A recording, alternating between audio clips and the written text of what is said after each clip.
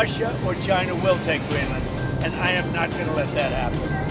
Karibu kwenye habari za ulimwengu. Ninayekuletea habari hizi ni mimi Isaac Samuel. Rais wa Marekani Donald Trump ameibua mjadala mkubwa wa kimataifa baada ya kusema kuwa Marekani ipo tayari kuichukua Greenland kwa namna yoyote ile, akisisitiza kuwa eneo hilo lina umuhimu mkubwa kiusalama na kimkakati kwa maslahi ya taifa lake. Kauli hiyo imesababisha taharuki kubwa barani Ulaya na ndani ya jumuiya ya NATO. Trump amesema kuwa Greenland ni eneo muhimu katika usalama wa taifa lake dhidi ya vitisho kutoka mataifa ya kigeni. Ingawa hakutoa maelezo ya wazi kuhusu njia zitakazotumika, kauli yake imechukuliwa na wachambuzi kama ishara ya shinikizo la kisiasa na kiusalama kwa Denmark, ambayo ndiyo inasimamia Greenland. Kufuatia kauli hiyo, mawaziri wa mambo ya nje wa Ujerumani na Marekani wameingia katika mazungumzo ya dharura kujadili athari za kauli ya Trump na namna ya kudhibiti mvutano huo. Mazungumzo hayo yamelenga kulinda mshikamano wa NATO na kuzuia mgogoro wa kidiplomasia kati ya Marekani na washirika wake wa Ulaya. Serikali ya Ujerumani imeeleza wasiwasi wake juu ya kauli za Trump,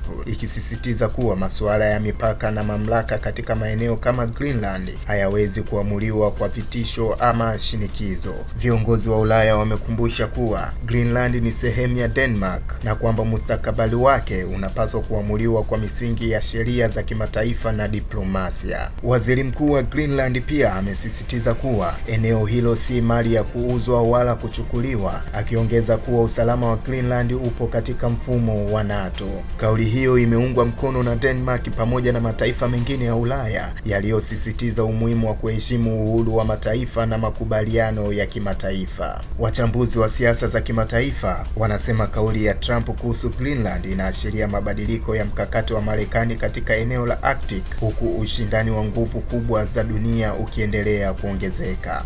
Hata hivyo, wanaonya kuwa lugha ya vitisho inaweza kuhatarisha uhusiano wa kidiplomasia na kuathiri uthabiti wa usalama wa kimataifa. Kwa sasa mazungumzo ya kidiplomasia yanaendelea, huku dunia ikifuatilia kwa karibu iwapo kauli za Trump zitabaki kuwa maneno ya kisiasa au zitageuka kuwa hatua halisi zitakazobadilisha mwelekeo wa siasa za kimataifa. Mimi ni Isaac Samuel na hii ni Vision TV.